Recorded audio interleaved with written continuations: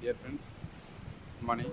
லைஃப்ல நித்தமும் நடத்தும் தேவன் எங்கள் செய்தியின் தொடர்ச்சியை மீண்டுமாக பிலிப்பன்கள் கொண்டு வரவங்க நமக்கு கொடுக்குறாங்க. தொடர்ந்து நம்ம அதை கேட்போம். இந்த நாள் நமக்கு ஆண்டவர் கொடுத்த நாள், விசேஷித்த ஒரு நாள், ஆண்டவரை ஆராதிக்கும்படியான நாள். இந்த நாளிலும் ஏசாயா 58வது அதிகாரத்துல ஆண்டவர் 11ஆம் வசனத்தின் மூலமாக மீண்டும் நம்மோடு பேசுகிறார். கர்த்தர் நித்தமும் உன்னை நடத்தி. ஆண்டவர் நம்முடைய வாழ்க்கையில ஒவ்வொரு நாளும் தேவன் நம்மை நடத்த வேண்டும். ஒவ்வொரு நாளும் தேவன் நம்மை நடத்துகிறாரா கொஞ்சம் சிந்தித்து பாருங்க. எத்தனை பேர் நான் உண்மையாக அனுதினமும் தேவனால நடத்தப்படுகிறோம்? சிலர் நண்பர்களினால, பொல்லாத ஆவியினால, எப்படி எப்படியோ இன்னைக்கு தவறாக நடத்தப்படுகிறாங்க. இந்த நாளிலே மிக முக்கியமான நாள். நாம் என்ன பார்க்கிறோம்? ஆண்டவரை ஆராதிக்கிற நாள். நாம் ஆண்டவரை எப்படி ஆராதிக்க வேண்டும்? யாரோடு கூட சேர்ந்து ஆராதிக்க வேண்டும்? அதனுடைய வார்த்தையில இப்படி சொல்லுகிறார், தேவன் தான் நம்மை நடத்த வேண்டும். தீமோத்தேயு எழுதின நிருபத்துல பாருங்க, இங்கு விதமாக சொல்லுகிறார். 2 தீமோத்தேயு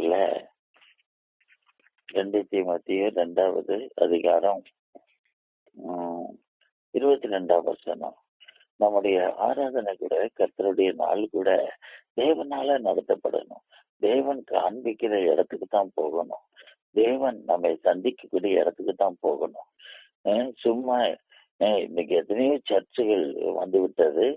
ஆனால் ஆண்டவர் நம்மை நடத்தக்கூடிய இடம் எது? அதுதான் மிக முக்கியம். 2 தீமோத்தேயு 2வது அதிகாரத்துல இங்க சொல்லுகிறார், எந்த இடத்துல போய் நம்ம ஆண்டவரை தொழுது கொள்ள வேண்டும் என்று சொல்லுகிறார். 2 தீமோத்தேயு 2வது அதிகாரம் 22ஆம் வசனம். அன்றையும் பாலியத்துக்குரிய இச்சைகளுக்கு நீ விலகி ஓடி சுத்த இருதயத்தோட கர்த்தரை தொழுதுகளுடனே நீதியும் விசுவாசத்தையும் அன்பையும் சமாதானத்தையும் அடைய முடியும் நாடு. இங்கு சொல்லுகிறாரு, சுத்த இருதயத்தோட கர்த்தரை தொழுதுகளுடனே. நீ யாரோட தேவனை ஆராதிக்கணும்? எந்த சபைக்கு போய் ஆண்டவரை ஆராதிக்கணும்? நான் சுத்த இருதயத்தோடு யார் ஆண்டவரை தொழுது கொள்கிறாங்க? சுத்த இருதயங்கிறது தேவனை தொழுது கொள்வதற்கு ரொம்ப அவசியம். சுத்த இருதயம் அதாவது ஆண்டவரால சந்திக்கப்பட்டவங்க, ஆண்டவரால மாற்றப்பட்டவங்க. எசேக்கியேல் 36ஆம் அதிகாரத்துல சொல்றாரு, நான் அவர்களுக்கு இந்த கல்லான இருதயத்தை எடுத்து போட்டு அவர்களுக்கு வேறு ஒரு புது இருதயத்தை கொடுப்பேங்கிறாரு. புது இருதயத்தை கொடுப்பேங்கிறாரு. என் அருமையானவர்களே, ஆண்டவர் புது இருதயத்தை புது இருதயத்தை கொடுக்கிறார். அந்த புது இருதயத்திலிருந்து வரக்கூடிய ஆராதனை தான் ஆண்டவருக்கு பிரியமான ஆராதனை, தேவன் அங்கீகரிக்கக்கூடிய ஆராதனை. அந்த புது இருதயம் சுத்த இருதயம். அதனாலதான் தாவீது அவர் 51ஆம் சங்கீதத்துல அவர் எதற்காக ஜெபித்தார், எதற்காக கேட்டார் என்று பாருங்க. 51ஆம் சங்கீதத்துல 51ஆம் சங்கீதத்துல நாம் பார்க்கிறோம் அவருடைய ஜெபம். அது மனம் திரும்புதலின் ஜெபமாக இருக்கிறது. ஆரம்பத்துல இருந்து அந்த வசனங்களை கொண்டு அவர் மனம் திரும்புகிறார்.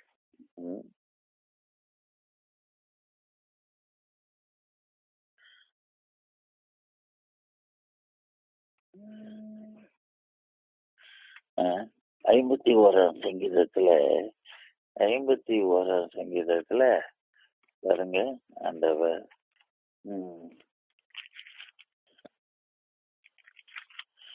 51:10 வசனம். தேவனே, சுத்த இருதயத்தை என்னை செய்யும், நிலைவரமான ஆவியை என் உள்ளத்துல புதுப்பியும். சும்மா போய் ஆண்டவரை ஆராதிச்சுட்டு வரதல்ல, சுத்த இருதயத்துக்காக ஜெபிச்சிருக்கிறோமா? சுத்த இருதயத்தை தேடி இருக்கிறோமா? ஆண்டவரத்திலிருந்து சுத்த இருதயத்தை நாம் கேட்டு இருக்கிறோமா? ஆண்டவர் நம்மை பரிசுத்தமாக்க முடியாக, நம்மை சுத்திகரிக்க முடியாத நாளாக இந்த கர்த்தருடைய நாள் இருக்கிறது. அவர்தான் நமக்கு சுத்த இருதயத்தை கொடுக்கிறவர். அதனால இங்க தாவீது தன்னுடைய வாழ்க்கையில மனம் திரும்புகிற காரியத்தை நாம் பார்க்கிறோம். மனம் திரும்புகிற காரியத்தை பார்க்கிறோம். அவர் விபச்சார பாவத்துல விழுந்துட்டார். ஆனால் ஆண்டவர் அதை கண்டித்து உணர்த்தும் போது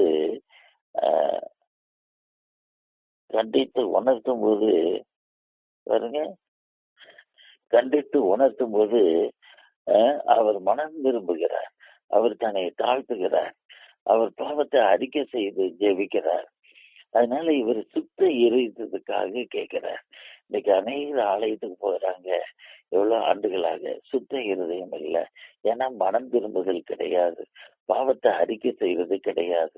1 யோவான் 1:9 நாம் நம்முடைய பாவங்களை அறிக்கையிட்டால் பாவங்களை நமக்கு மன்னித்து எல்லா அநியாயத்தை நீக்கி நம்ம சுத்திகரிப்பதற்கு அவர் உண்மையின் நீதி உள்ளவராக இருக்கிறார் என்று சொல்லப்பட்டு இருக்கிறது. ஆண்டவராக இயேசு கிறிஸ்துவின் ரத்தம் சகல பாவங்களை நீக்கி நம்மை சுத்திகரிக்கும். பாருங்க, இது மிக அவசியம். ஆலயத்துக்கு போகிறவங்க சுத்த இருதயத்தை பெற்றுக்கொள்ள வேண்டும். ஆலயத்துக்கு போகிறவர்கள் மனம் திரும்பி பாவங்களை அறிக்கை செய்து ஆண்டுடைய ரத்தத்தினால அவங்க இருதயம் கழுவப்பட வேண்டும்.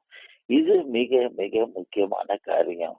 நம்ம எவ்வளவு பக்தியை கொண்டு இருக்கலாம், ஆனா இருதயம் கழுவப்படாம சுத்த இருதயத்தோடு இல்லைன்னா அந்த ஆராதனையை ஆண்டவர் அங்கீகரிக்க மாட்டார். அதனால தாவீது பாவத்துல விழுந்தாரு பாருங்க, ஆனா மனம் திரும்புகிறார், மனசாபப்படுகிறார், சுத்த இருதயத்துக்காக கதறுகிறார். ஆண்டவர் யாருக்கு நல்ல தேவன் 73 சங்கீதத்துல 1 பாருங்க, சுத்த இருதயம் உள்ளவர்களாகிய இஸ்ரவேலருக்கு தேவன் நல்லவராக இருக்கிறார். ஒரு உண்மையான கிறிஸ்தவன் தான் உண்மையான இஸ்ரவேலர். அதாவது இன்னைக்கு இருக்கிற இஸ்ரேல் மக்களை குறித்து சொல்லல, உள்ளத்துல என்ன யூதனாக இருக்கணும், உள்ளத்துல இஸ்ரவேலனாக இருக்கணும். அதான் உள்ளம் மாற்றப்பட்டவனாக இருக்க வேண்டும், உள்ளம் சுத்த இருதயத்தை கொண்டவனாக இருக்க வேண்டும்.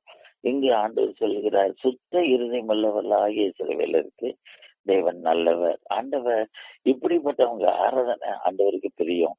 இப்படிப்பட்டவர்களை ஆண்டவர் ஆசீர்வதிப்பார்.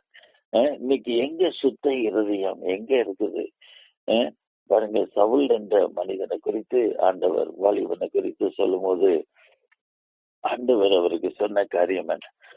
அப்போஸ்தலர் நடபடிகளில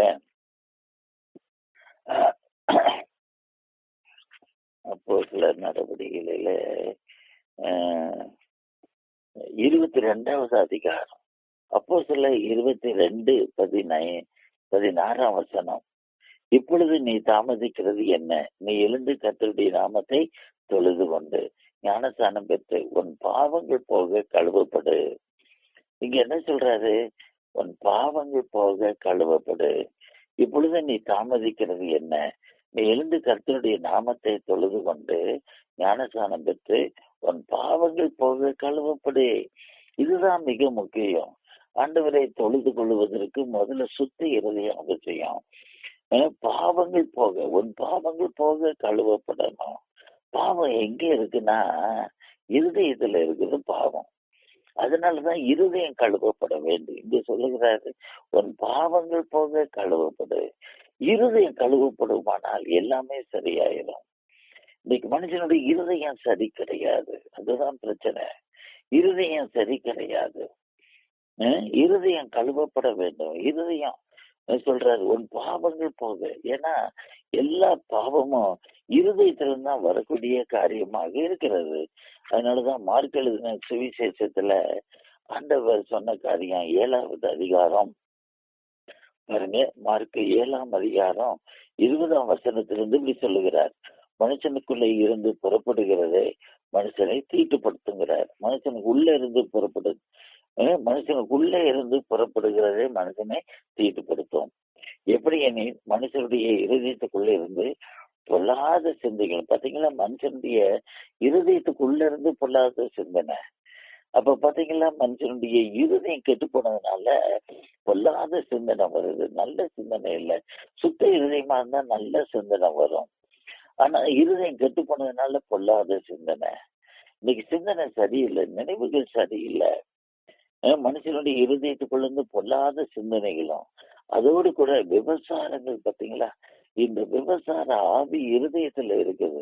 இந்த விபசார பாவம் இருதயத்துல இருக்கிறது. ஏன்னா இது கெட்டு போன இருதயத்தை காண்பிக்கிறது. பொல்லாத சிந்தனைகளும் விபசாரங்களும், அதோட இந்த வேசித்தனங்களும் பாத்தீங்களா? வேசித்தனம்.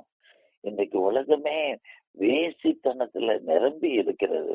வாலிபர்கள், குடும்பங்கள் எல்லாம் வேசித்தனத்தினால் நிறைஞ்சு இருக்கிறாங்க. கொலை பாதகங்கள் பாத்தீங்களா? கொலை செய்யக்கூடிய ஆவி, கொலை பாதகம் இருதயத்துல இருக்கிறது. ஏன் இன்றைக்கு அநேகர் கொலை செய்கிறாங்க? இருதயம் சுத்தம் இருதயம் இல்ல. இருதயம் சுத்தமா இருந்தா கொலை பண்ண மாட்டாங்க. இருதயத்துல உண்மையா சுத்த இருதயம் கிடையாது. ஆனா இவங்க திருப்பதிக்கு போறாங்க, அங்க போறாங்க, இங்க போறாங்க, இவங்களும் சாமி கும்பிடுறாங்க. கொலைகாரங்க தங்களுடைய காரியத்தை நிறைவேற்ற கடவுள் தனக்கு உதவி செய்யும் துணையாக இருக்க முடியாது. அது என்ன கடவுள்? அது அந்த கடவுளே சுத்தம் கிடையாது. கடவுளுக்கே பரிசுத்தம் கிடையாது. அதுகளே அழிக்கக்கூடிய கடவுள்கள், அதுகளே வேசித்தனம் செய்யக்கூடிய கடவுள், அதனுடைய பிறப்புகளே மோசமான பிறப்புகள், காம இச்சை நிறைந்த கடவுள்கள். ஒரு கடவுளுக்கு பேரு காம, என்ன இது சொல்றாங்க எல்லாம், என்ன இது காம தேவதைகளை வைத்து கொண்டு இருக்கிறாங்க. எப்படி எப்படி எல்லாம் எப்படி பயங்கரமான காரியம் காமாட்சி அப்படின்னு என்ன மாதிரி இது தெரியுங்களா? எவ்வளவு அருவருப்பான காரியங்கள். அதனால பாத்தீங்களா இன்னைக்கு என்ன நம்ம பார்க்கிறோம்? காம இச்சையினால் நிறைந்தவை.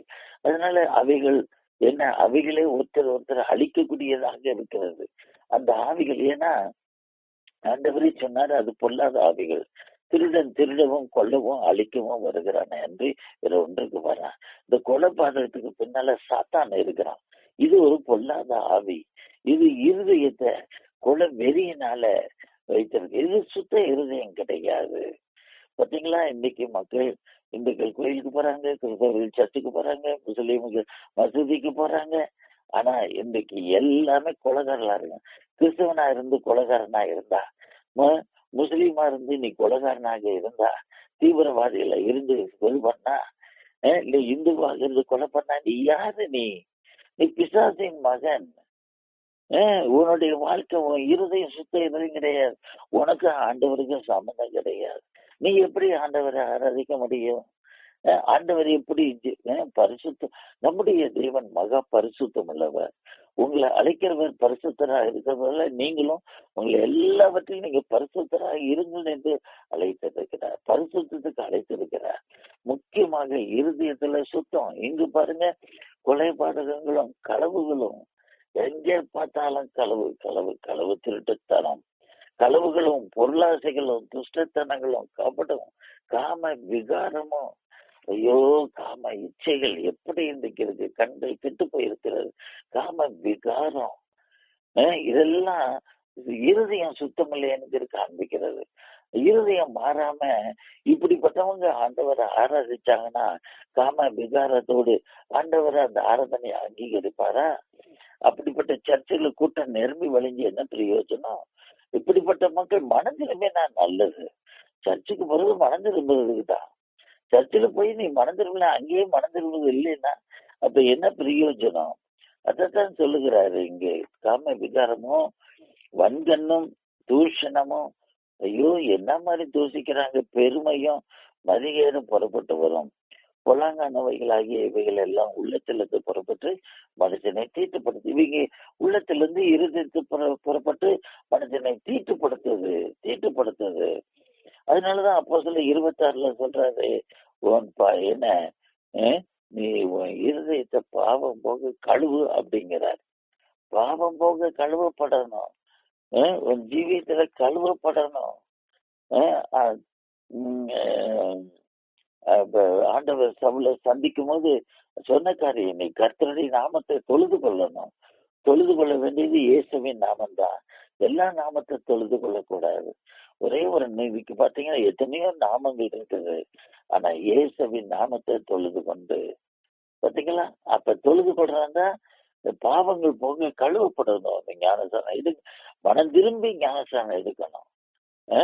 அந்த பாவம் போக கழுவப்படணும். பாவம் போகணும். பாவத்தை அறிக்கை செய்யாம எப்படி பாவம் போகும்? மனம் திரும்பாம எப்படி பாவம் போகும்? பாவத்தை விட்டு திரும்பாம எப்படி பாவம் போகும்? பாவத்திலேயே திரும்ப பாவ வழிகளிலே ஜீவித்தா அதுதான் அந்த சொன்ன, மனம் திரும்பி வா, பொல்லாத வழிகளை விட்டு திரும்பினா. நாமதரிக்கப்பட்ட ஜனங்கள் தங்களை தாழ்த்தி ஜெபம் பண்ணி தங்களுடைய முகத்தை தேடி தங்கள் பொல்லாத வழியை விட்டு திரும்பினால் அப்பொழுது பரலோகத்திற்கிற நான் கேட்டு அவங்களுடைய பாவத்தை மன்னித்து அவங்க தேசத்துக்கு சேமத்தை கொடுப்பேன். பாத்தீங்களா? அப்பதான் ஆண்டவர் நம்ம பாவங்களை மன்னிப்பார். பாவம் மன்னிக்கப்பட வேண்டும். பாவம் மன்னிக்கப்பட்ட சபையா இருக்கு. அதான் ஆண்டவர் சபைன்னு சொல்லும் போது ரட்சிக்கப்படுகிறவர்கள் தான் சபையில சேர்த்தார். ஒரு சபை பரிசுத்தமான சபையாக இருக்க வேண்டும். என் அருமையானவர்களே, ஆண்டவருடைய ரத்தத்தினால ஸ்தாபிக்கப்பட்ட சபையாக இருக்க வேண்டும். ஆண்டவருடைய ரத்தத்தின் வல்லமை சபையில காணப்பட வேண்டும். ஆவியானுடைய வல்லமை சபையில காணப்பட வேண்டும். ஆவியான இருக்கிற இடத்துல அன்றைய ரத்தம் வல்லமையா கிரியை செய்கிற இடத்துல ஜனங்கள் மனம் திரும்புவாங்க. பாவத்து குறித்து உணர்த்தப்படுவாங்க. இன்னைக்கு எங்க பாவம் உணர்த்தப்படுகிறது? பாத்தீங்களா? எப்படிப்பட்ட காரியம்! நாம் கர்த்தர் நித்தமும் உன்னை நடத்தி, முக்கியமாக இந்த கர்த்தருடைய நாளில தேவன் உன்னை சரியான சபைக்கு நடத்த விரும்புகிறார். உன்னை மனம் திரும்புதல ஆண்டவர் நடத்த விரும்புகிறார். இங்கு சொல்லுகிறார் 2 தீமோத்தேயு 2ஆம் அதிகாரம் 22ஆம் வசனத்துல, அன்றையும் பாலியத்துக்குரிய இச்சைகளுக்கு நீ விலகி ஓடணும். நீ இன்னைக்கு எல்லாரும் இச்சைகளை நோக்கி ஓடுகிறாங்க. இச்சைகளினால அவங்க இருதயம் நிரம்பி இருக்குது, உணர்ச்சிகள் நிரம்பி இருக்கிறது. ஆனா இங்க சொல்லுகிற பாலியத்துக்குரிய வாலிபத்துக்குரிய இச்சைகளுக்கு நீ விலகி ஓடணும். பாவத்தை விட்டு விலகி ஓடணும். விக்கிரகங்களை விட்டு விலகி ஓடணும். பொல்லாத தவறான வழிகளை விட்டு விலகி ஓடணும். நீ விலகி ஓடி சுத்த இருதயத்தோட கர்த்தரை தொழுதுகளுடனே.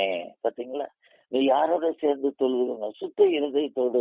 யார் ஆண்டவரை தொழு? அது சின்ன சபையாக இருக்கலாம், பெரிய கூட்டமா இல்லாம இருக்கலாம். ஆனா நீ அப்படிப்பட்ட மக்களை தான் தெரிஞ்சு கொள்ளணும். சுத்த இருதயத்தோடு கர்த்தரை தொழுதுகளுடனே நீதியும், பாத்தீங்களா, நீதியும் விசுவாசத்தையும் அன்பையும் சமாதானத்தை அடைபடி நாடு.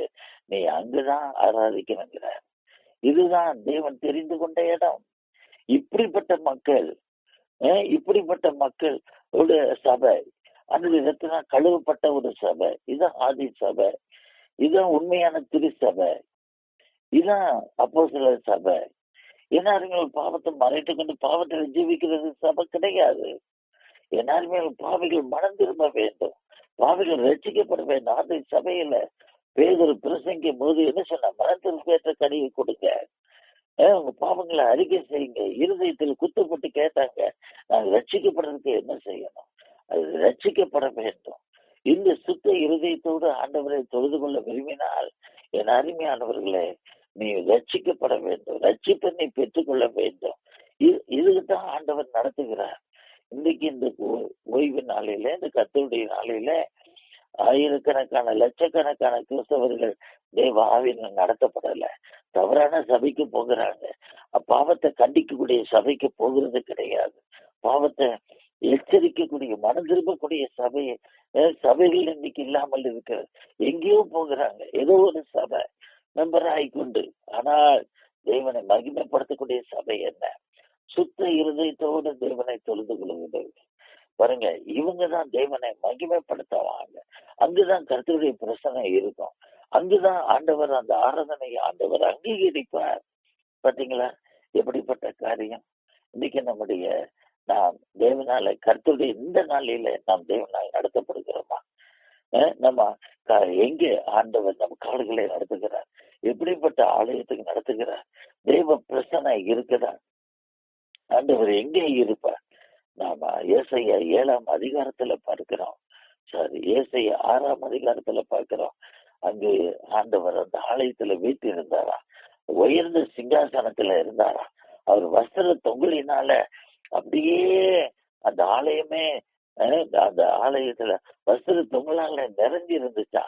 அதுல சேனைகளை அங்க தேவதூதர்கள் கேருபீன்களும் சேராபீன்களும் சேனையில் கர்த்தர் பரிசுத்தர் பரிசுத்தர் பரிசுத்தர் என்று ஓயாமல் துதித்து கொண்டிருந்தாங்களாம். பாருங்க எப்படிப்பட்ட ஆலயம். ஏன்னா தேவன் இருக்கிற ஆலயம் பரிசுத்தமான ஆலயம். அதுவரே சொன்னாரு, நீங்களே ஜீவன்ல தேவனுடைய ஆலயம், தேவனுடைய ஆலயம் பரிசுத்தமாக இருக்கிறது. பாத்தீங்களா? அப்ப ஆலயம் பரிசுத்தமாக இருக்க வேண்டும். அங்கு ஆண்டவர் பாருங்க, அந்த ஆலயத்தில் ஆண்டவர் இருந்தார். அங்கு ஏசாயா தீர்க்கதரிசி கதறினார். ஆண்டவரை பார்க்கும்போது அசுத்த உதர்வுள்ள மனுஷன், அசுத்த உதர்வுள்ள ஜனங்கள் நடுவில் வாசமாக இருக்கிறேன். பாத்தீங்களா? கதறினார். அப்ப உடனே சுத்திகரிக்கப்பட்டார். உடனே தேவத்து கேருபீன் ஒருத்தன் என்ன செய்தான், பரலோகத்து போய் பலிபீடத்துல இருந்து ஒரு அக்கினியை துரட்டால கொண்டு வந்து, அக்கினித்தல கொண்டு வந்து உடனே தொட்டதுனால உன் அக்கிரம நிவர்த்தி ஆச்சு, உன் அக்கிரம நிவர்த்தி ஆச்சு என்று சொன்ன காரியம். பாவ அக்கிரம நிவர்த்தி ஆனது. அவன் பரிசுத்தமாக்கப்பட்டான். அதான் உண்மையான ஆலயம். அதுதான் சுத்திகரிக்கப்படுகிற ஆலயம். இன்றைக்கு நம்முடைய ஜீவி எவ்விதமாக இருக்கிறது? நாம் சுத்திகரிக்கப்பட்டோமா? நாம் பரிசுத்தமாக்கப்பட்டோமா? எப்படிப்பட்ட நிலைமையில நம்ம வாழ்க்கை இருக்கிறது? இந்த கர்த்தருடைய நாள்ல ஆண்டவர் நம்மை நடத்தி செல்கிறாரா? நாம் செல்லுகிற ஆலயம் என்ன? தேவன் சந்திக்கக்கூடிய இடமா? சுத்த இருதயத்தோடு தேவனை தொழுது கொள்கிறாங்களா? என் அருமையாளர்களே, அப்படிப்பட்ட நண்பர்களை தெரிஞ்சு கொள்ளுங்க. சத்ராக், மேஷா, அபேத்நேகோ, டேனியல் அப்படிப்பட்டவர்களாக இருந்தாங்க. அவங்க விசுவாசமுள்ள மனிதர்கள், ஆண்டவரை இடைவிடாமல் ஆராதிக்கிறவர்களாக இருந்தாங்க. என்ன அற்புதமான காரியம்! என் அருமையானவர்களே, இந்த நாளில கர்த்தர் தாமே நாம சுத்த இருதயத்தோடு ஆண்டவரை தொழுதுகளுடன் சேர்ந்து நாம நீதியையும் விசுவாசத்தையும் அன்பையும் சமாதானத்தை அடையும்படியாக நாட ஆண்டவர் அனுக்கிரகம் செய்வாராக. நம்முடைய ஆராதனை தேவனுக்கு பிரியமானதாக அங்கீகரிக்கப்படக்கூடியதாக இருக்கட்டும். ஜெபிப்போம். ஆண்டவரே, இந்த நாளிலும் இவ்வளவாக நீர் ஆண்டவரே சுத்த இருதயத்தோடு நாங்கள் தொழுதுகளுடன் தான் நாங்கள் உண்மை தொழுது கொள்ள வேண்டும் என்று எவ்வளவு அழகாக நடத்தினீர். என்ன விலையேற பெற்ற சத்தியம். இந்த சத்தியத்தை கேட்கிற எல்லாருக்குள்ள மனசாபத்தை மனம் திரும்புதல கூட சுத்த இருதயத்தை பெற்றுக் கொள்ளட்டும். மகிமைப்படும் தடைகளை நீக்கப்படும். மகிமைப்படும் எல்லா அந்தகார சக்திகளை, இருளின் சக்திகளை கடிந்து கொள்கிறோம். சபையில எழுப்புதலத்தார் மகிமைப்படும். இயேசுவின் நாமத்தினால கேட்கிறோம் பிதாவே, ஆமென். நம்முடைய கர்த்தரா இருக்கிற இயேசு கிறிஸ்துவின் கிருபையும் பிதாவாகிய தேவனுடைய அன்பு பரிசுத்த ஆவியின் ஐக்கியமும் வல்லமை கூட எப்பொழுது இருக்கிறார். ஆமென், ஆமென்.